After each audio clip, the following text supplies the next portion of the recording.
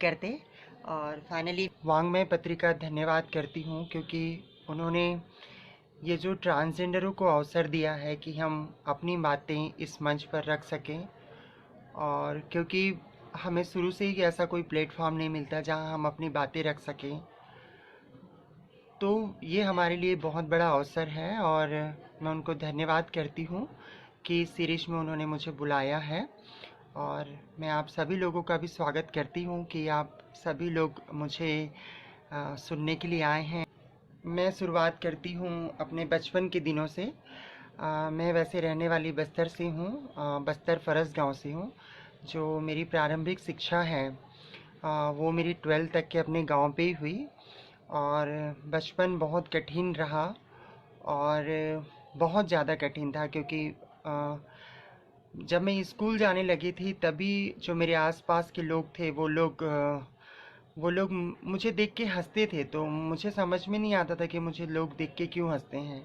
और वो सारे लोग मुझे लड़की कह के चिढ़ाते थे। तो मैं सबको जवाब देती थी कि मैं लड़की नहीं, लड़का हूँ। तो अब लेकिन मेरी जो सहेलियाँ थी वो सारी लड़कियाँ थी। मैं जो भी गेम खेलती थी वो लड़कियों के ही खेलती थी। मेरे को खेल खिलौना, जैसे कि घर घर खेलना, गुड्डा गुड़ियों के साथ में खेलना, यही सारी चीज़ें मुझे पसंद थी। और इन सब के बीच में मैं जब स्कूल पहुंची, और स्कूल में मुझे याद है कि मैं क्लास 2-3 में थी, तो मेरे साथ में जो दूसरे बच्चे थे वो साथ में बैठना पसंद नहीं करते थे। और तब तब मुझे लगने लगा कि ऐसा ऐसा क्या चीज़ है जो, और इतनी छोटी थी कि मुझे भी कुछ समझ में नहीं आ रहा था उस समय। और तकलीफ़ ये था कि जब हम सारे लोग, चूँकि बॉयज़ स्कूल था, बॉयज़ गर्ल्स स्कूल था, लड़कियों के लिए अलग से टॉयलेट था और लड़कों के लिए नहीं था, तो मुझे बाहर टॉयलेट जाना पड़ता था लड़कों के साथ में। तो मैं उनके साथ में टॉयलेट जाने के लिए बिल्कुल कंफर्टेबल नहीं रहती थी। तो फिर वो जो मेरा शर्माना, मेरा हिचकपन, ये सारा चीज़ देख के फिर दूसरे बच्चे जो हैं वो फिर चिढ़ाने लग गए। कुछ समय तक के, जैसे 4th-5th स्टैंडर्ड तक के तो सब लड़की कहते थे। जैसे मैं 6th-7th में पहुंची, उसके बाद से सब लोगों ने कहा कि नपुंसक है, तो किसी ने कहा मामू है, किसी ने कहा छक्का है। तो मुझे स्कूल जाने में बहुत डर लग गया। और मैं सोचती थी कि मैं स्कूल नहीं जाऊं, किसी तरह से घर में बहाने बनाऊं कि मुझे आज पेट दर्द है, आज सिर दर्द है, मैं स्कूल नहीं जाऊंगी। तो चूँकि घर की फाइनेंस कंडीशन बहुत ख़राब थी, और इस कंडीशन में मम्मी जो है वो एक लेबर का काम करती थी। और घर पे बड़े भाई थे और सिस्टर्स भी थे, मैं घर में सबसे छोटी थी। और लेकिन पता नहीं, एक अंदर से जो कॉन्फिडेंस था और जो विल पावर था वो मेरे अंदर से ख़त्म होने लग गया था, क्योंकि सब लोग मुझे चिढ़ाते थे, मुझे देख के हंसते थे। पानी भरने जाती थी तो, जंगल जाती थी लकड़ी लेने तो, और जितने भी काम करती थी, तो धीरे धीरे मुझे लगा कि मैं लोगों से नहीं मिलूं। तो मैं एक बंद कमरे में रहती थी और अपने जो एजुमनेश है, कल्पना है, जो फीलिंग है, उसके साथ में रहती थी। और मैं सोचती थी कि मुझे कोई कुछ ना कहे, तो जितना काम होता था वो करती थी। और फाइनली मैं कोशिश करती थी कि मैं लोगों से नहीं मिलूं, बात नहीं करूं। और मुझे लोगों की भीड़ से, दूसरे लोगों से बहुत डर लगने लग गया था। लेकिन किसी तरह मम्मी बहुत डांटती थी कि तुम्हें स्कूल जाना है, मारती भी थी स्कूल जाने के नाम से। तो फाइनली मैं स्कूल पहुंच जाती थी। लेकिन स्कूल में भी यही था कि कोई लड़का मुझे पीछे से चाक फेंक के मार रहा है। तो कई बार ऐसा भी हुआ, जब मैं बड़ी स्कूल पहुंची तो वो कई बार मुझे बाथरूम में बंद भी कर देते थे अगर मैं बाथरूम चली भी गई तो। और जब बाथरूम के लिए रिसेस होता था तो मैं नहीं जाती थी उस समय, क्योंकि जो लड़के हैं उन सारे लोगों को बाहर जाना पड़ता था, तो मैं उस समय नहीं जाती थी। जब रिसेस ख़त्म हो जाता था तो जाती थी। तो कई बार टीचर्स की भी डांट पड़ती थी कि तुम ऐसा क्यों करते हो। और घर में बहुत डांट पड़ती थी। मेरे भैया जब भी लड़कियों के साथ मुझे खेलते देखते वो बहुत मारते थे। और जब भी, क्योंकि ज़्यादातर मैं लड़कियों के साथ ही रहती थी, तो मैं उनके पास ही चली जाती थी, उनके साथ में कंफर्टेबल रहती थी। और कई जो सीनियर लोग थे वो लोग चाहते थे कि मैं उनकी कनेक्टिविटी बना दूं, तो मुझे अच्छा नहीं लगता था कि इस टाइप के काम मैं नहीं करती करके। और अंदर ही अंदर एक घुटन चल रहा था हर दिन कि कुछ तो है जिसे मैं एक्सप्रेस नहीं कर पा रही हूँ, ये अंदर क्या है।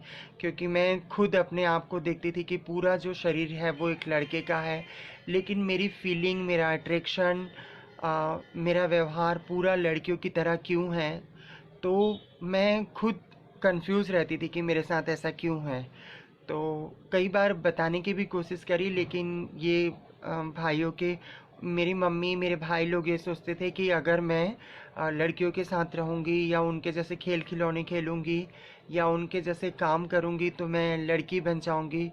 और उन लोगों ने बाज़ार पे देखा हुआ था उन लोगों को, जिन लोग बाज़ार पे बाज़ार उठाते हैं, सामान उठाते हैं, ताली बजाते हैं। तो मेरे घर वालों को बहुत डर था कि मैं कहीं वैसी ना बन जाऊँ। लेकिन मैं जो सपना देखती थी, जो मैं कल्पना करती थी, जो मैं एहसास करती थी कि मैं एक लड़की हूँ, लेकिन इस चीज़ को लेकर सब लोग डांटते थे। और फाइनली मैं किसी तरह मिडिल स्कूल पहुँची, हाई स्कूल पहुँची। और उस समय से कई लोग जो है वो संतावना भी देते थे कि ठीक है, तुम जैसी हो, अच्छा अच्छा है। और एक बार मैं क्लास में थी, कुछ लड़के आए और रूम को बंद करके फिर उन लोगों ने सेक्सुअल अब्यूज़ किया। और उस दिन मैं बहुत डर गई स्कूल जाने के नाम से, और मैं कई महीनों तक के नहीं गई थी स्कूल। और और ये सारी चीज़ें और भी जगह होने लगा लोगों के लिए।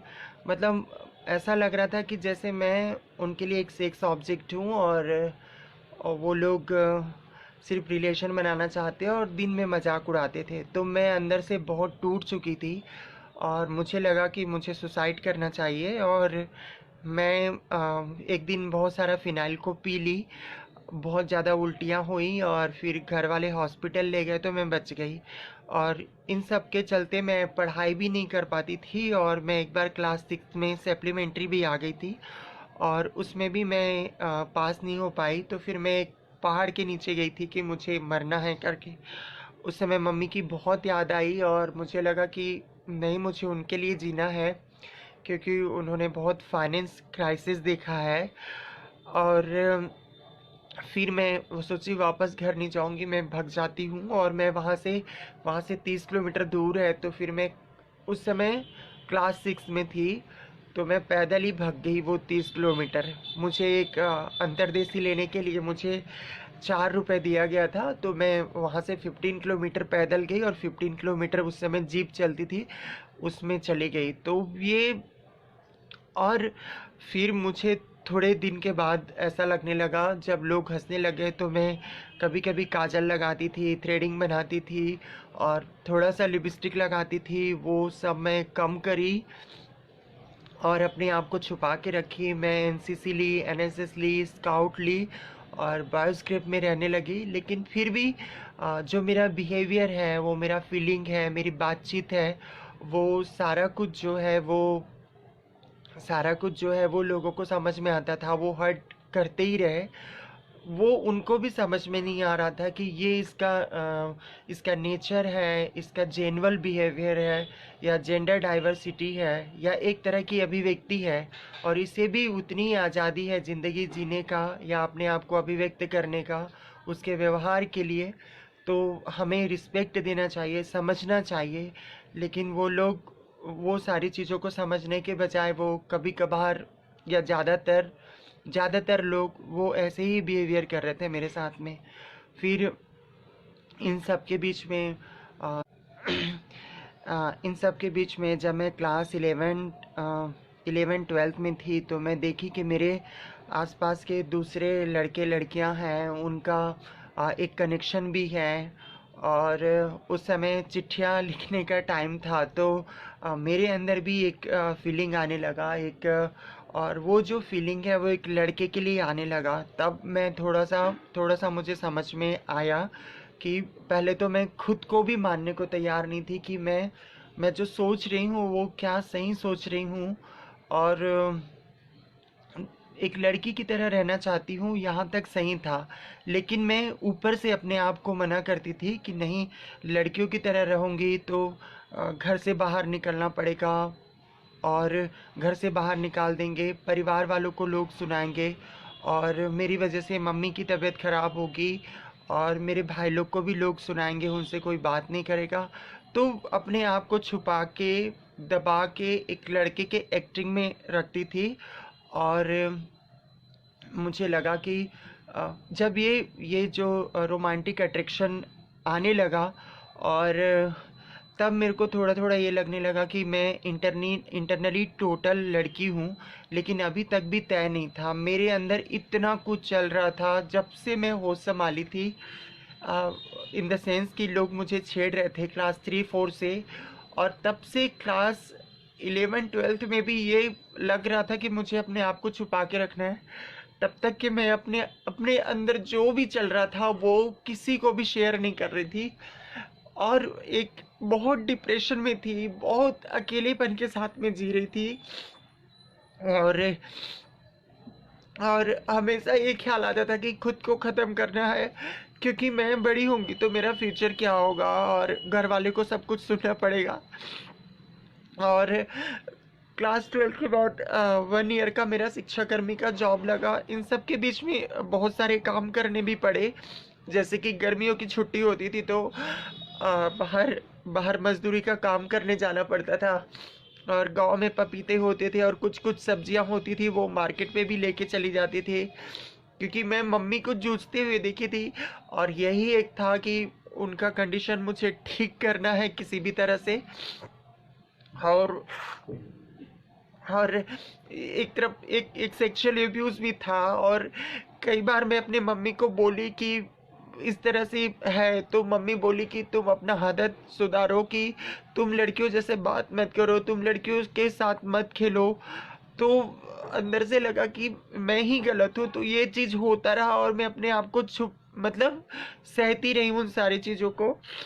1 साल शिक्षाकर्मी में थी, वहाँ भी एक अट्रैक्शन हुआ, लेकिन उन लोगों ने मतलब जिनसे मेरा इमोशनली अटैचमेंट होता था, और उनके सामने मैं एक्सप्रेस होती थी, तो उनका कहना यही था कि तुम लड़के अपने आप को सुधार लो, तुम गलत हो।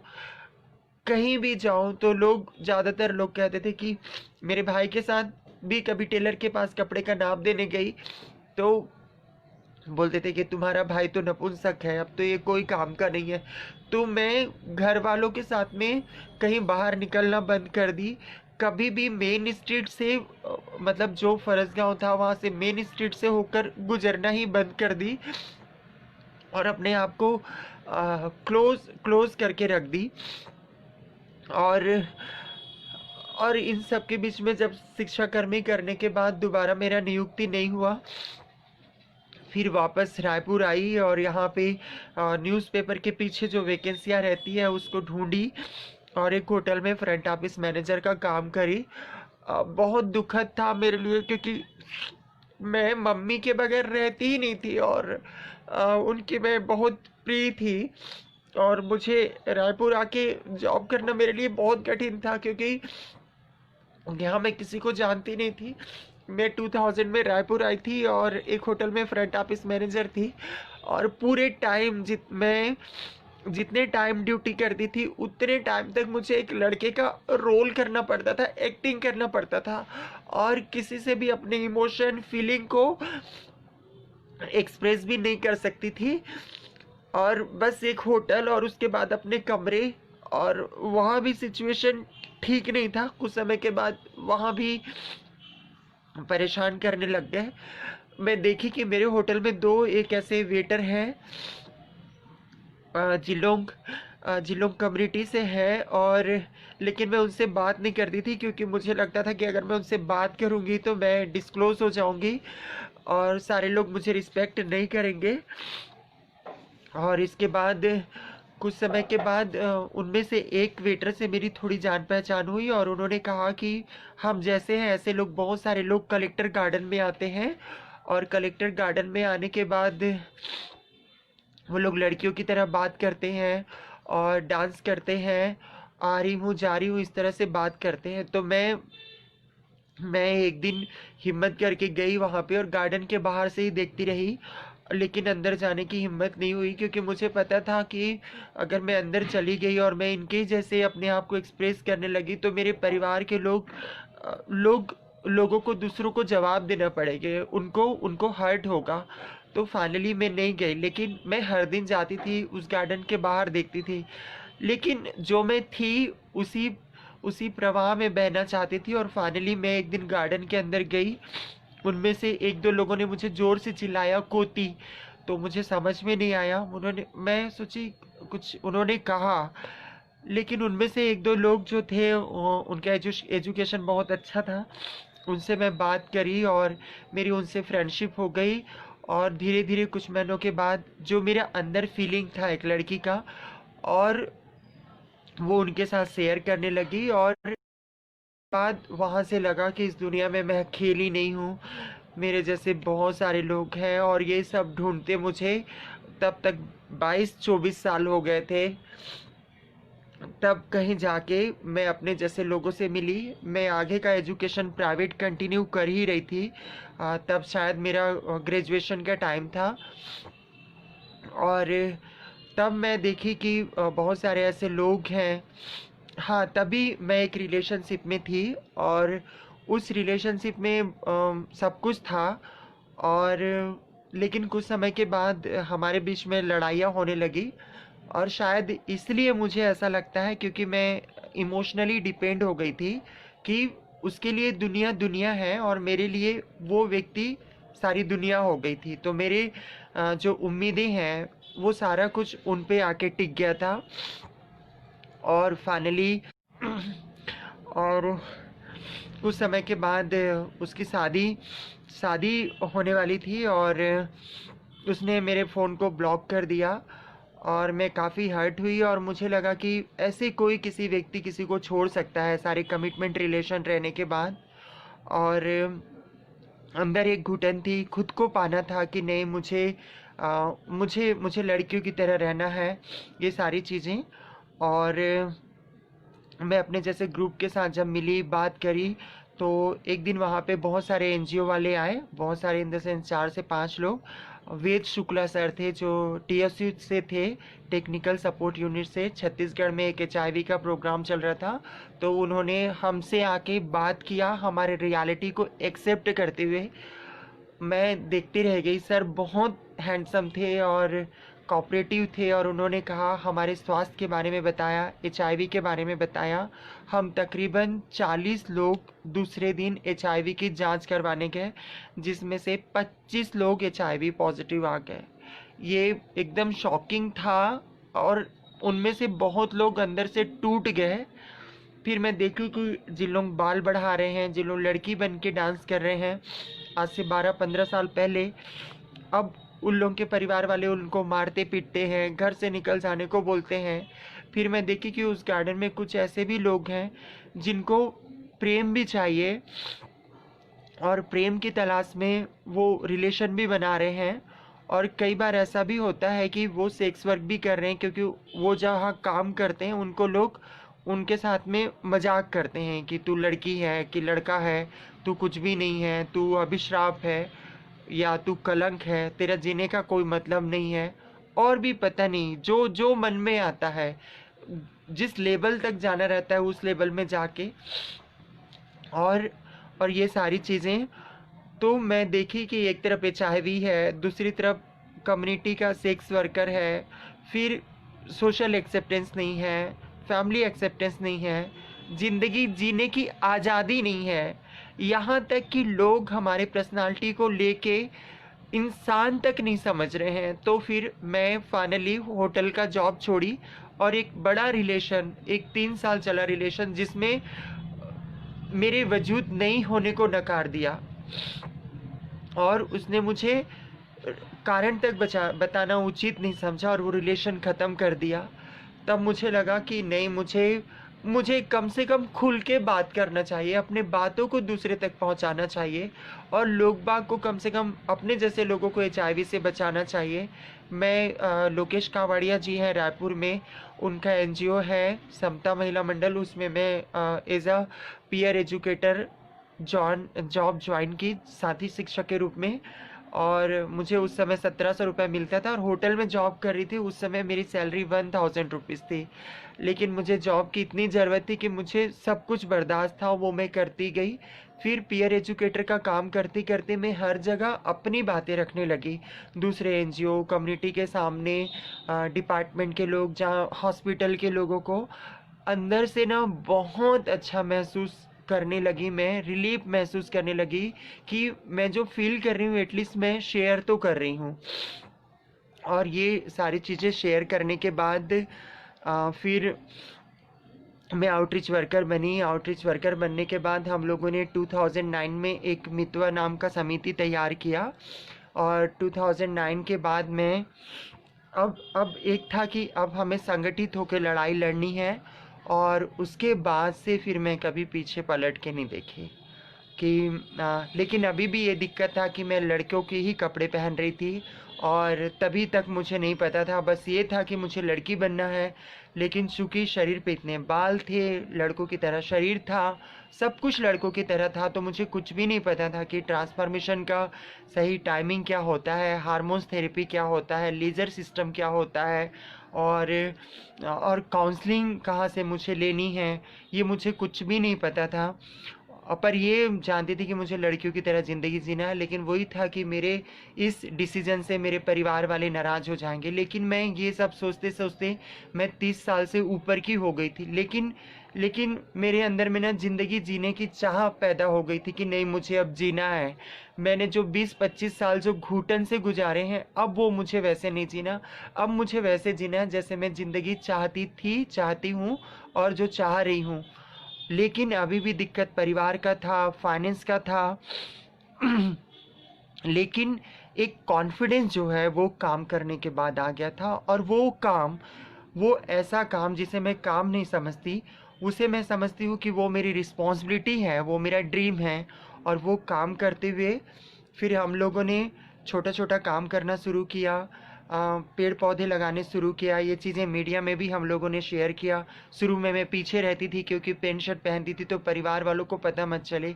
फिर धीरे से लगा कि नहीं, ये सारी जो चीज़ें हैं मुझे सामने आनी चाहिए। और फिर परिवार वालों को पता चल गया कि मैं कम्युनिटी के लिए काम करती हूँ। और वो लोग मुझे डांटने भी लगे और मना भी करने लगे कि तुम जॉब छोड़ दो। इन सब के बीच में एक बड़ी घटना हो गई कि मैं जहाँ रहती हूँ, आज भी जहाँ रहती हूँ, तो जब भी मैं आती जाती थी तो मुझे लोग छक्का है, मामू हैं, इस तरह से मुझे चिढ़ाते थे। तो मैं एक दिन उनको पलट के जवाब दी कि मैं छक्का मामू नहीं हूँ करके। और मैं उनको बोली कि जो तुम मुझे बोल रहे हो वो तुम खुद हो करके। तो फाइनली इस घटना में वो सारे लोग ग्रिल तोड़ के ऊपर चढ़े। और मेरी मम्मी इन सारी चीज़ों में बीच बचाव में आई। और बीच बचाव में आने के बाद मम्मी को चोट लगा। और मम्मी उस दिन से वो एक मानसिक रोगी बन गई और वो एक बच्ची की तरह हो गई। और तब तब मम्मी का मैं एक बेटी की तरह ख्याल रखने लगी। उसे हमेशा डर लगा रहता था कि मेरे बच्चे को कोई मार मत दे, कोई नुकसान मत पहुंचा दे। वो देखी, मैं उसको देखी कि वो एक भी मिनट एक जगह पे बैठती नहीं है। फिर उसका 2 साल तक के इलाज चला। और एक दिन मैं जब ये जॉब ज्वाइन कर ली थी एनजीओ का, तब मम्मी गुजर गई।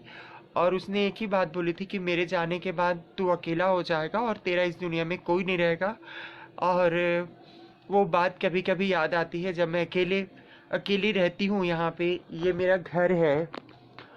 और ये जो 4 कमरे हैं, ये जो चार चार कमरे नहीं, कमरा एक ही है जो 4 दीवार है। यहाँ मैं हर दिन सोने के लिए आती हूँ। और पूरे दिन में रायपुर में कभी मंत्रालय, कभी डिपार्टमेंट, कभी डायरेक्टरेट, इन्हीं सारे जगहों पे मैं काम करती हूँ। और आज ये लॉकडाउन होने के बाद ये जो सोने का जगह है, यहाँ पे मुझे रह के काम भी करना पड़ रहा है और कर भी रही हूँ क्योंकि बाहर कोरोना बहुत ज़्यादा हो गया है। तो ये एक मेरे साथ में चैलेंज अभी आया है। और एनजीओ बनाने के बाद छत्तीसगढ़ सरकार के सारे लोगों को हम लोगों ने सेंसिटाइज करना शुरू किया। और 2014 से पहले 2011 में एक जन जागृति करके एनजीओ है जिसमें रेक्स मेहता है, उन्होंने एक residential third gender leadership training चालू किया। हमारे छत्तीसगढ़ के बहुत सारे ट्रांसजेंडर, 30 ट्रांसजेंडर उसमें ट्रेनिंग लिए। तो एक पावर और मिला। तो हम लोग अंबेडकर जयंती के दिन में हम ट्रैफिक पुलिस को एक बेल्ट बांधने लगे और उनसे ये हम लोगों ने कहा कि आप बारिश से लेकर गर्मी तक के आप हमारे लिए खड़े रहते हो। हम उनको थैंक यू बोले। और उसके बाद जो नवरात्रि में नर्सों का हम लोगों ने सम्मान किया और नर्सों का सम्मान करते हुए उन्होंने कहा कि पूरी ज़िंदगी आप हमारे दुख में साथ देते हो, जन्म जन्म लेते हैं तब से लेकर और जब आखिरी चादर भी आप ही उड़ाते हो। तो उनको थैंक करने के लिए उनके साथ में नर्सों का सम्मान करने लगे नवरात्रि में। तो इस तरह से हर एक्टिविटी करने लगे, सफाई कर्मियों के साथ में, पुलिस वालों के साथ में। और इस तरह से ये अच्छे काम करके जो विल पावर और जो कॉन्फिडेंस जो मैं बचपन से जो मैं खोई थी वो वापस आने लगा।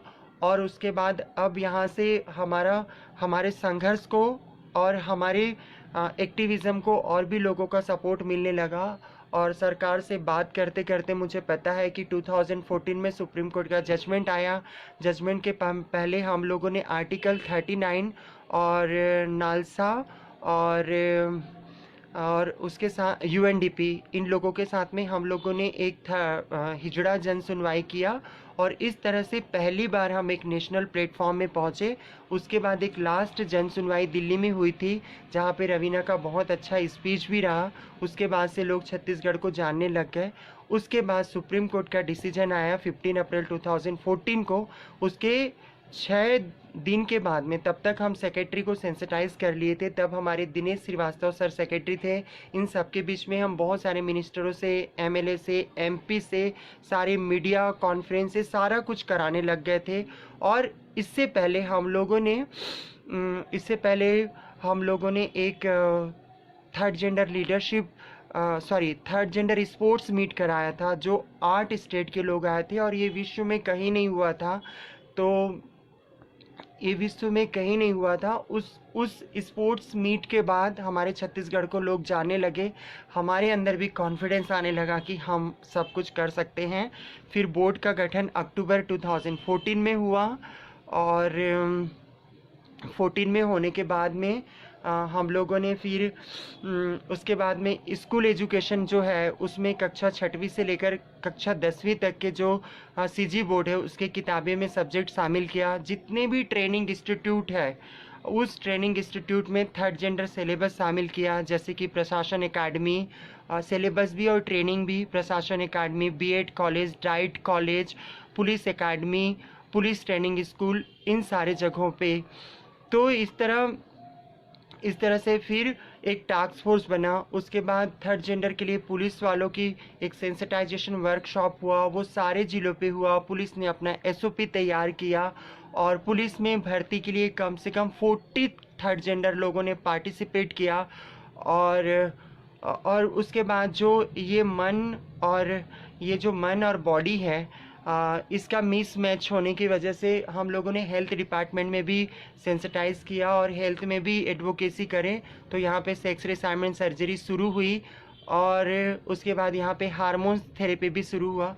लेकिन अब तक मैं एक लड़के के रूप में ही रही। फिर मुझे लगा कि मुझे ट्रांसफॉर्मेशन में जाना चाहिए। एक सोनू नाम की मनेंद्रगढ़ में एक मेरी किन्नर सहेली है, ट्रांसजेंडर सहेली है, वो चुनाव पे विधायक के लिए खड़ी थी।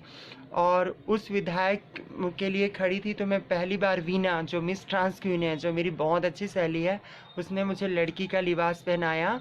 और इससे पहले कभी कभी मैं डांस कर तब मैं लड़की का लिबास पहनती थी, लेकिन उसके लिए भी मैं बहुत मार खाती थी। उस दिन वीना ने मुझे लड़की का गेटअप पहनाया और मैं बाहर सोनू का इलेक्शन कैंपेन की। फिर बहुत कॉन्फिडेंस आया और पहली बार लगा कि मेरा मन और मेरा शरीर क्लोज आए हैं। और मुझे लगा कि मुझे रायपुर में भी ऐसी रहना चाहिए। और फाइनली मैं रायपुर जब मैं आई तो कुछ समय के बाद वीना मुझे मेकअप करती थी और मैं मुंह में कपड़ा बांध के वैसे ही निकलती थी। लेकिन सबको पता था कि मैं विकास हूँ, पर एक लड़कियों की तरह कपड़ा पहन के जाती हूँ। धीरे धीरे मैं अपना नाम वी से विकास से विद्या रखी।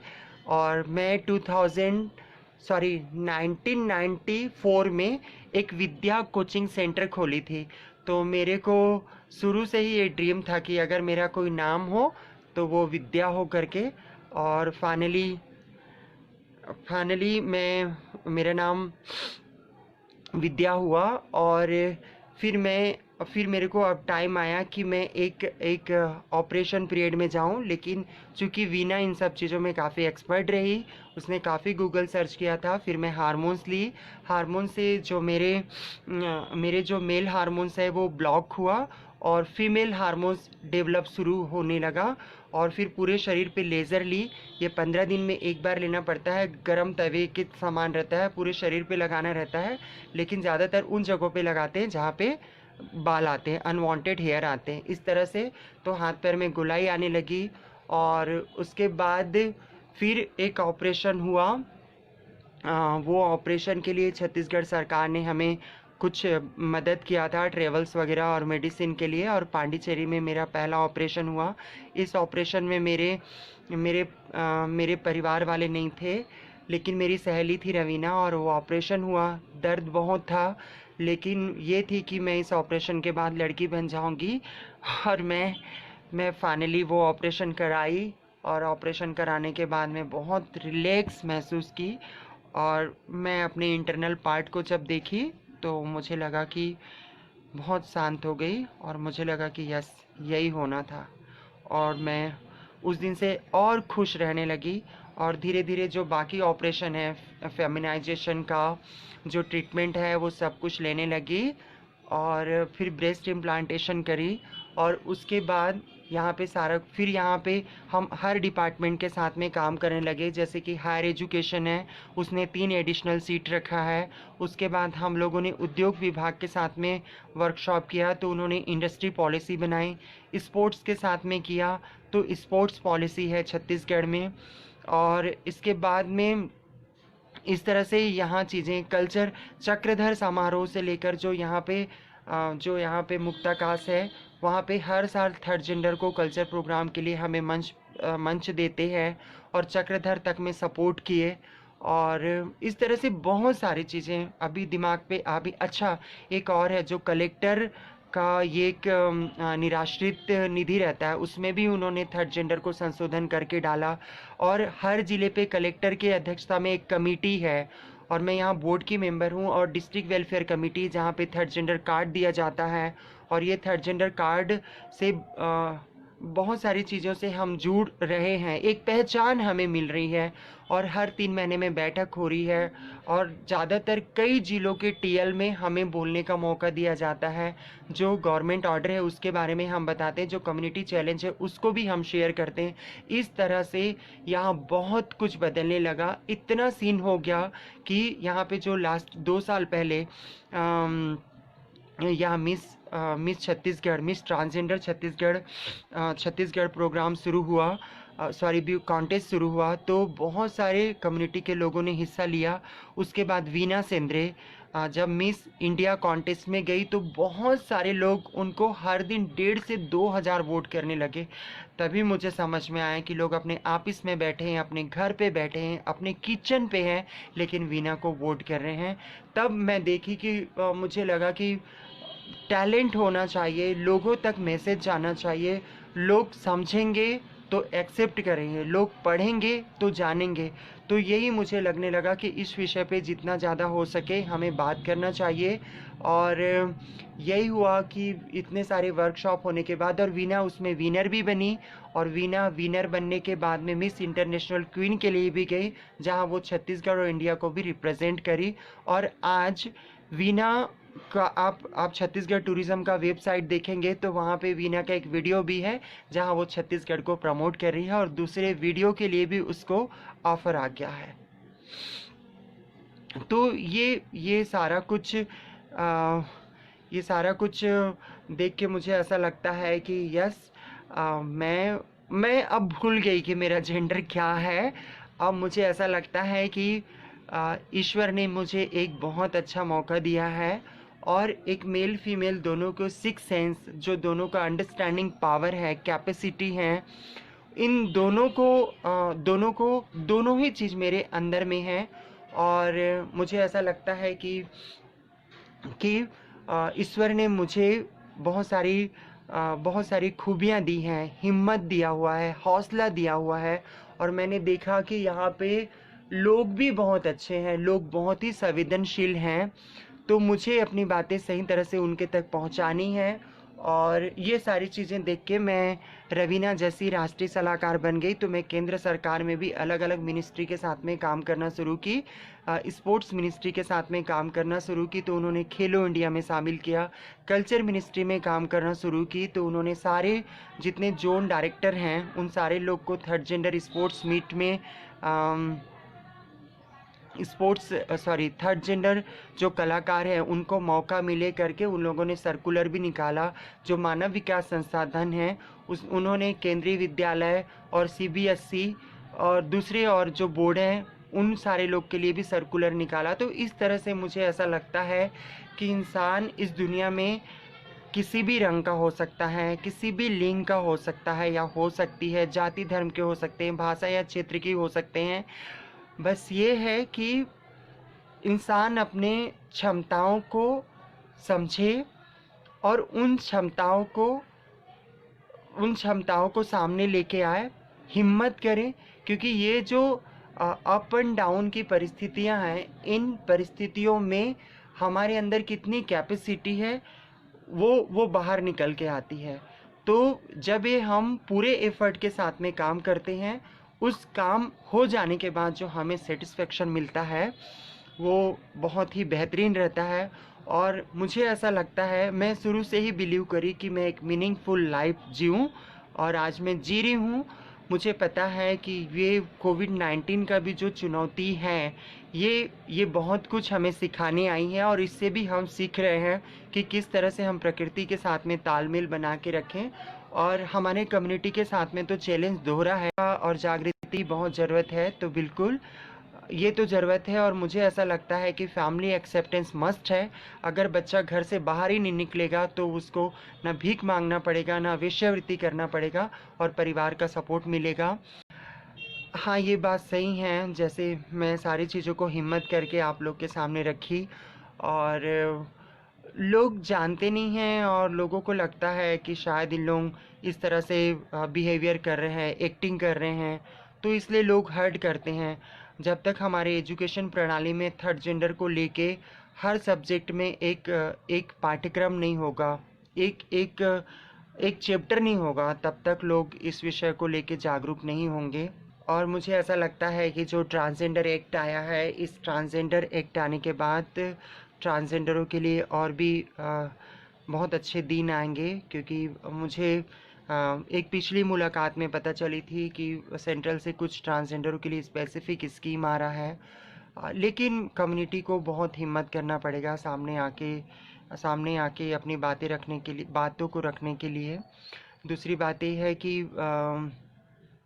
कि परिवार को हिम्मत करना पड़ेगा कि उनके घर में लड़की है या लड़का है या एक ऐसा बच्चा है जो दोनों के गुण उसके अंदर हैं। तो परिवार को हिम्मत करना पड़ेगा, उन शिक्षकों को हिम्मत करना पड़ेगा जिन स्कूल कॉलेजों पे हम पढ़ते हैं या हमारे जैसे लोग पढ़ रहे हैं। वहाँ पे लोगों को हिम्मत करना पड़ेगा कि यस, हमारा बच्चा है, हमारा स्टूडेंट है और इस नेचर के विविधता को स्वीकारना पड़ेगा। जो हमारी अभिव्यक्ति है उसको लोगों को रिस्पेक्ट देना पड़ेगा। तो ये सारी चीज़ें हैं और मुझे सुनने के लिए बहुत बहुत धन्यवाद। और मुझे बहुत अच्छा लग रहा है, मैं कुछ ज़्यादा इमोशनल भी हो गई थी और थैंक यू सो मच।